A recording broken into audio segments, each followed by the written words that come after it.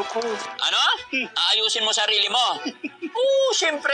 Yan ang gusto ko sa'yo eh. Ayusin natin ha? Kaya magpipray tayo. Samahan nyo kami mga kababayan at ipag-pray nyo po na sana ma-admit siya para sa mabilis. Ang imposible. Basta si God ang gumawa ng paraan, di ba? Nakakaiyak mga kababayan. Yung kapatid nila na napabayaan ng mahigit 20 taon. Eto na siya ngayon. Umiiyak na si Kuya JJ. Ang hirap kasi wala kaming magulang. Wala kayong magulang kaya hindi natulungan.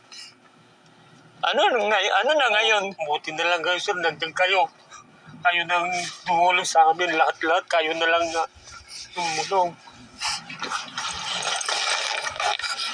Salamat po, Daddy Frankie. Sa lahat ng tulong niyo. Kung hindi kayo, wala nangyari sa kapatid kong si Oliver. Doon lang talaga.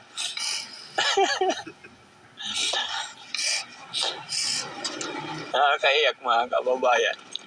Salamat sa Panginoon. Salamat sa tulong niyo po.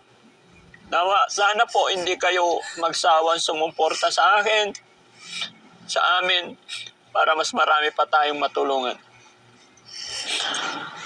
Basta laban lang Kuya JJ, no? Nararamdaman kita. Alam kong mahal mo yung kapatid mo. Alam kong wala ka lang magawa noon. Pero ito, tingnan mo. Mataba na siya. Naiyak tuloy ako.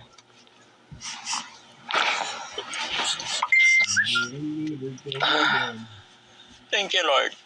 Thank you talaga. Maging ako man mga kababayan, nung una kong nakita si Kuya Oliver, hindi ko alam kung saan ako magsisimula.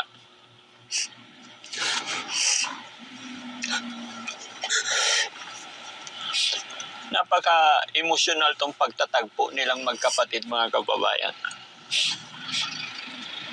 Maging ako man mga kababayan, nung una kong nakita si Kuya Oliver, hindi ko yun na biglang nagbaho.